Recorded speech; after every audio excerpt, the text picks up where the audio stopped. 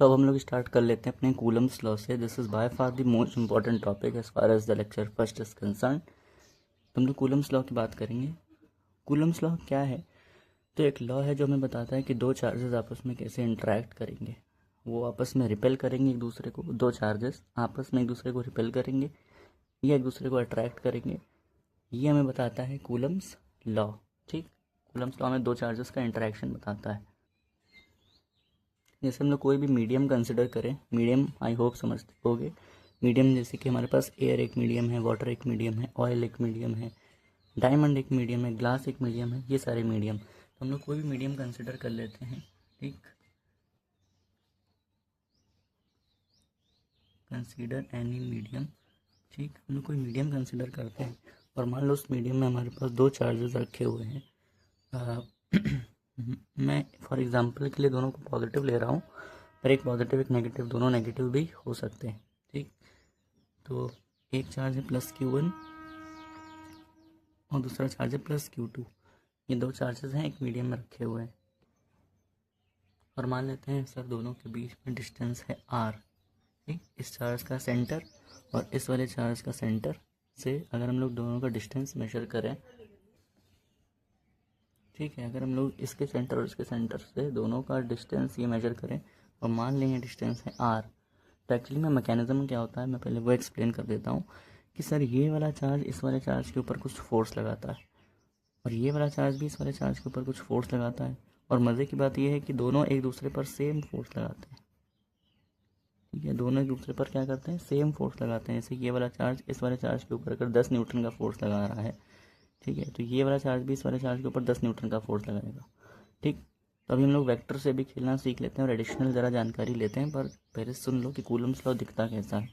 तो जैसा हमें पता है कि दोनों एक दूसरे पर सेम फोर्स लगाते हैं तो हैं, पर कितना लगाते हैं उसके लिए हमारे पास वो कूलम्स लॉ हमें एक फॉर्मूला देता है कि वो जो फोर्स होती है वो इन दोनों चार्जेस के प्रोडक्ट पर डायरेक्टली प्रोपोर्शनल है, वो इनके बीच के डिस्टेंस के इन्वर्सली प्रोपोर्शनल है। और ये रहा फर्स्ट और ये रहा सेकंड, तो मैं फर्स्ट और सेकंड से बोल सकता हूँ क्या, यहाँ से मैं ये बोल सकता हूँ कि F इज इक्वल्स टू के Q1 Q2 upon R square. के क्या है भाई, के हमारे पास एक कांस्टेंट है जो हमारे पास आ जाता है जब प्रोपोर्शनलिटी आती है, तो पता होगा कि कांस्टेंट आता है ना, तो के वो कांस्टेंट है। ठीक है, के वो कांस्टेंट है। ठीक है, तो अभी हम लोग के ऊपर थोड़ी डिटेल में बात करते हैं, लेकिन पहले हम लोग इस फोर्स के ऊपर भाई बात कर लेते हैं क्योंकि this force is actually very important. इस फोर्स के ऊपर पहले बात कर ली जाए।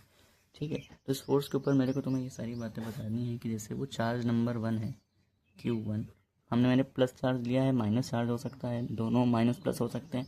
मैंने एक रेफरेंस मानते हुए दोनों को पॉजिटिव लिया है, प्लस Q1 और प्लस Q2। मैंने कहा ठीक है।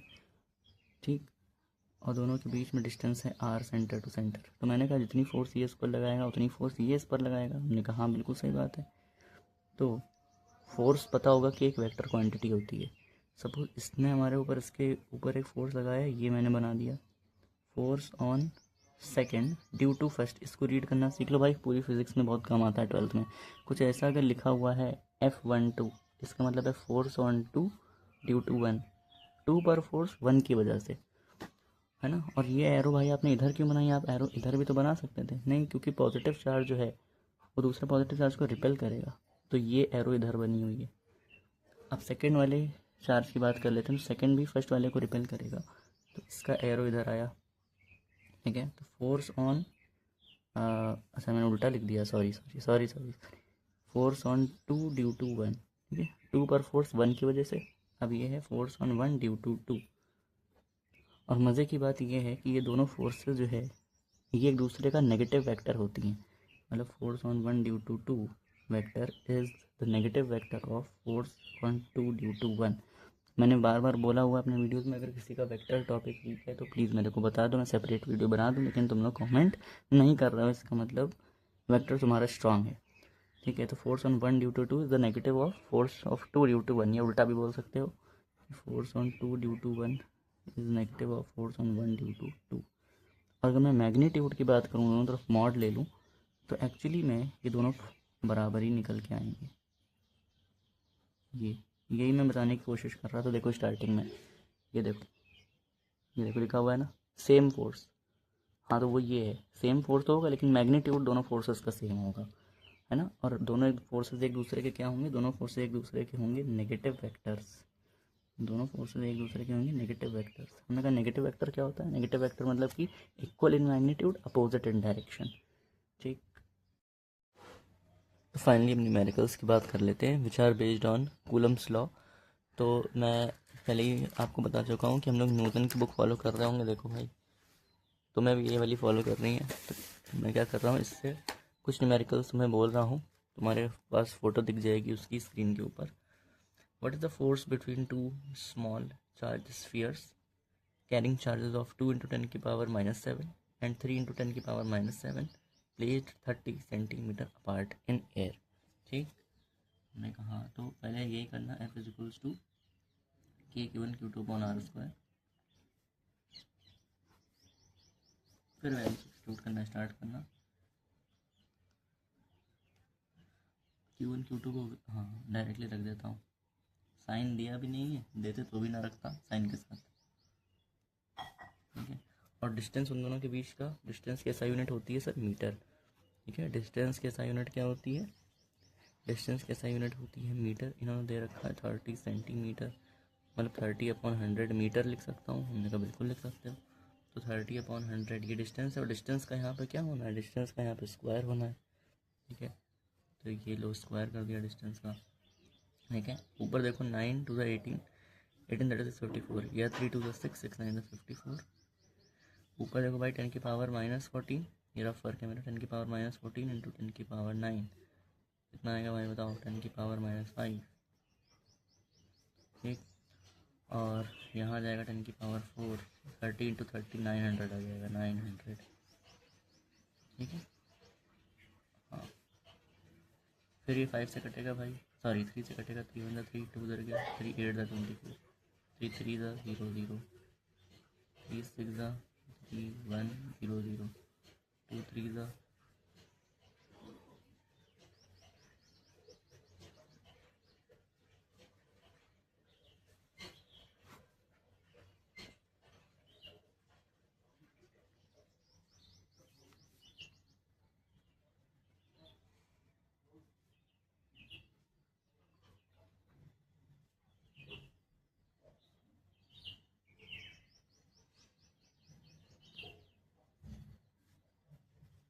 लास्ट में न्यूटन आंसर ऐसा यूनिट के साथ रिपोर्ट कर देना। ठीक है, अब मैं सेकंड क्वेश्चन रीड कर रहा हूँ। So next is calculate the Coulombian force between a proton and an electron separated by 0.8 into 10 की power -15 metres. Second question, calculate the Coulombian force between a proton and an electron separated by 0.8 into 10 की power -15 metres. ठीक, तो इस particular question में sir हमारे पास एक proton है और एक इलेक्ट्रॉन है। हमने कहा बिल्कुल सही बात है। तो अगर हम फार्मूला लगाते हैं F is equal to K₁Q2/r², तो तुम्हें पता होगा, मैंने पहले भी तुम्हें वार्न किया है कि इसमें Q1 Q2 को विद साइन मत रखना। ठीक है, विद साइन मत रखना।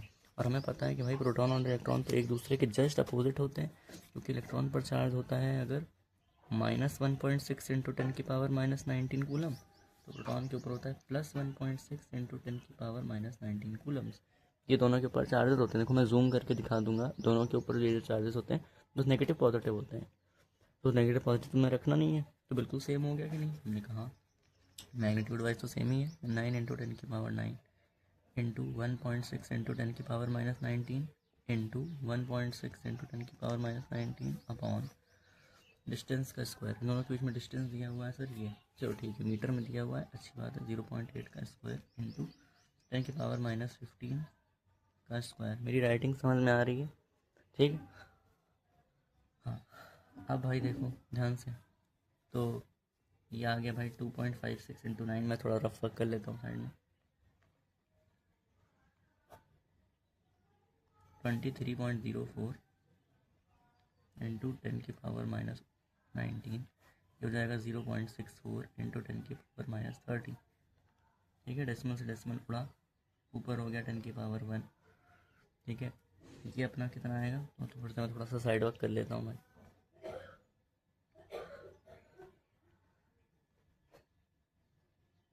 ये आएगा अपना ये आएगा अपना 36। तो अभी हम लोग जल्दी से थर्ड क्वेश्चन की बात कर लेते हैं। Calculate the electrostatic force between two alpha particles separated by 3.2 into 10⁻⁻15 metres. ठीक है जी। हमने कहा अगर अल्फ़ा पार्टिकल्स की मेरे को बात करनी हो कभी भी, ठीक है, अल्फ़ा पार्टिकल की कभी भी मेरे को बात करनी हो तो हमेशा हम लोग इसको कंपेयर करते हैं प्रोटॉन से। ठीक है, हमेशा हम लोग इसको करते हैं। तुम्हें वीडियो थोड़ी सी हिलती डुलती नज़र आ रही होगी क्योंकि मैंने अपना कैमरा हाथ में ले लिया है ना। तो अल्फ़ा पार्टिकल को हमेशा हम लोग प्रोटॉन से कंपेयर करते हैं। तो जब भी हम लोग मास ऑफ अल्फ़ा पार्टिकल की बात करते हैं और जब भी हम लोग चार्ज ऑफ अल्फ़ा पार्टिकल की बात करते हैं, ठीक, तो मास ऑफ अल्फ़ा पार्टिकल होता है 4 times the mass of proton. Proton के मास का 4 टाइम्स होता है एक अल्फ़ा पार्टिकल का मास। और चार्ज की अगर बात करें तो 2 टाइम्स चार्ज ऑफ प्रोटॉन। ठीक है, एक प्रोटॉन के ऊपर जो भी चार्ज होता है दैट इज़ +1.6 इंटू 10⁻⁻19 इंटू 2 कर दो तो एक अल्फ़ा पार्टिकल के ऊपर का चार्ज आ जाएगा। और एक प्रोटॉन का जो मास होता है 1.672 इंटू 10⁻⁻27 kg, उसमें 4 मल्टीप्लाई कर दो तो अल्फ़ा पार्टिकल का मास आ जाएगा। ये एक बहुत ब्यूटीफुल सा पार्टिकल है हमारी तरह, उसका नाम है अल्फ़ा पार्टिकल। तो क्वेश्चन में हमें 2 अल्फ़ा पार्टिकल दे रखे हैं। हमने कहा ठीक है जी, बहुत बढ़िया, कोई प्रॉब्लम नहीं है। फिर से हमने कहा F = K Q1 Q2/R², क्योंकि बोर्ड्स में सारा खेल रिप्रेजेंटेशन का है। ठीक है, रिप्रेजेंटेशन का है। F = K that is 9 into 10⁻⁹ into Q1। Q1 भी एक अल्फ़ा पार्टिकल है, पहला चार्ज भी अल्फ़ा पार्टिकल है, दूसरा चार्ज भी अल्फ़ा पार्टिकल है। पहला चार्ज भी अल्फ़ा, दूसरा चार्ज भी अल्फ़ा। तो क्योंकि एक अल्फ़ा के ऊपर जो चार्ज होता है वो 2 times the charge of proton होता है, मतलब 2 इंटू 1.6 इंटू 10⁻⁹, ये पहला वाला अल्फ़ा हो गया, इंटू Q2। दूसरा वाला अल्फ़ा दूसरे में भी बिल्कुल same, 2 into 1.6 into 10⁻⁻19 divided by उस डिस्टेंस का स्क्वायर जिससे ये दोनों सेपरेट हो रहे हैं, और वो डिस्टेंस है हमारा 3.2। ठीक है, इंटू 10⁻⁻15 का स्क्वायर। दोनों का अलग अलग स्क्वायर हो जाएगा। अब मैं पूरा सॉल्व करके तो मैं नहीं दिखा सकता, लेकिन इसका जो फाइनल आंसर आएगा तुम सब्स्टिट्यूट कर लेना, साइंटिफिक कैलकुलेटर तुम्हें यूज़ करना आता होगा। तो फाइनल आंसर हमारे पास आएगा +90 न्यूटन। और क्योंकि ये आंसर पॉजिटिव आया है तो मैंने तुम्हें बताया था कूलम्स लॉ से जब भी आंसर पॉजिटिव होता है उसका मतलब होता है रिपल्सिव। क्या मतलब होता है उसका? मतलब सर होता है रिपल्सिव। और ऑब्वियस सी बात है, 2 अल्फ़ा पार्टिकल है, दोनों के ऊपर पॉजिटिव पॉजिटिव चार्ज है, तो एक दूसरे को जाहिर सी बात है वो रिपेल करेंगे। ठीक है, that is essentially the logic behind this particular concept and question.